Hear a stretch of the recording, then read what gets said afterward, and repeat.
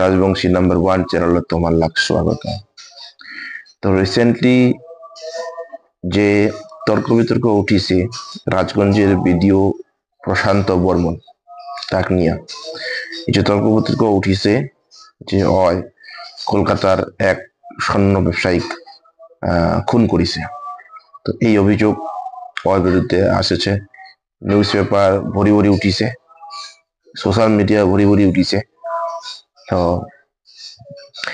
এই ব্যাপারে অভিযুক্তের যতক্ষণ না ওর ক্রাইম ওর দোষ প্রুফ হচ্ছে ততক্ষণ এই বিষয় লিয়া কোনো কিছু কহা যাবে না।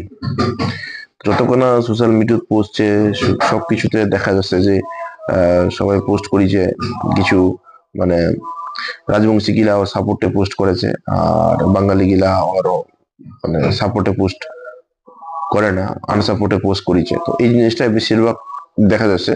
তো এটা কিনা নিরপেক্ষ ভাবে দেখিবা হবে যে জাতিগত যে জাতির গন্ডিখানা পার করিয়া দেখিবা হইবে যে আদৌ ক্রাইম করেছে কি করে নাই। যদি ক্রাইম করেছে সে তো আইনের আওতাত অবশ্যই সে দোষী, আর যদি না করে থাকে তাহলে তো ঠিক আছে। যদি চক্রান্ত করে ফাঁসিবাদ ধরেছে কিছু মানুষগুলোর দল, কিছু ঠিকাদারের দল, তাহলে তো অবশ্যই সেই জিনিসটা দেখিবার বিষয়। আর যদি দোষ করে থাকে তাহলে তো আইনের চকুত দোষী।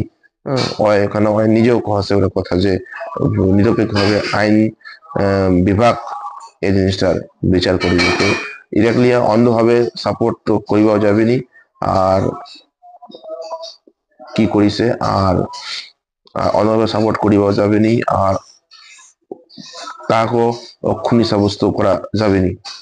অন্ধভাবে যাচ্ছেন বিচার করিয়া সেই হিসেবে ডিসিশনটা নিবা হইবে। এইখানে হচ্ছে কথা বন্ধুগুলা।